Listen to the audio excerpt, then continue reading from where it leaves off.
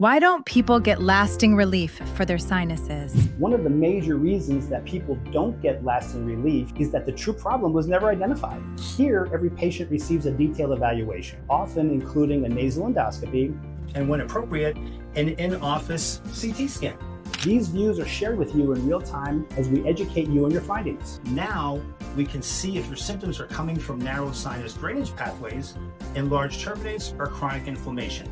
Instead of throwing random medications at the problem, we design a plan based on what we actually see. If you haven't yet, download my free sinus survival shopping list and treatment guide. It walks you through the at-home steps that can complement medical treatment, like rinsing before nasal spray so that the medicine actually reaches the nasal lining.